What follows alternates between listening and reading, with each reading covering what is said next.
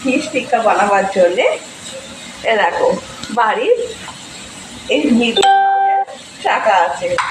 এখানে আমি ধনে, জিরে, লঙ্কা, মরিচ এখানে এনে অ্যাড করছি। সব এখানে রসুন, পেঁয়াজও একটু আছে, এটা এখানে দিয়ে দিলাম।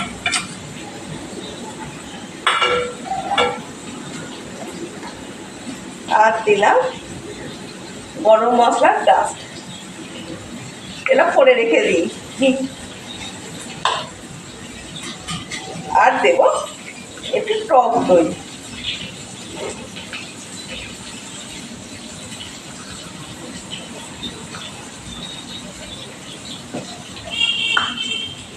এবার এগুলোকে নিয়ে ভালো করে মাখিয়ে রাখবো। ঘন্টাখানেক মাখানো অবস্থায় ফ্রিজে রেখে দেবো।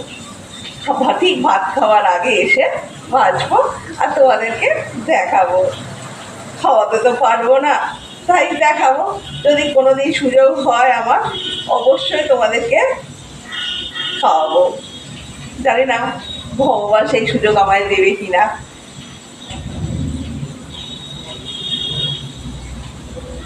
এইভাবে মোটামুটি মাখানো থাকবে।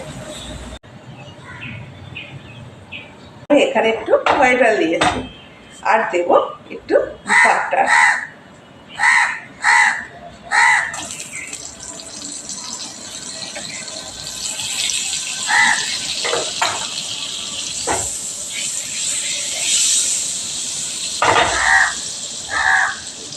এবার আমার এটা মোটামুটি 1 ঘন্টা হয়ে গেছে।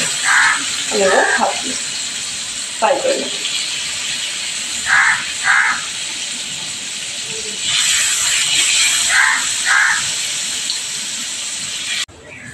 দেখো মোটামুটি হয়ে গেছে।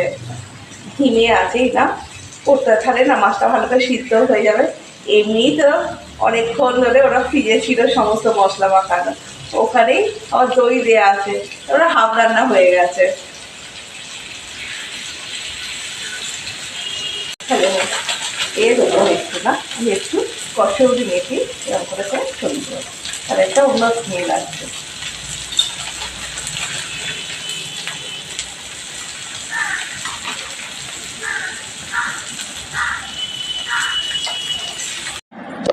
এই দেখো ফিশ টিক্কা রেডি।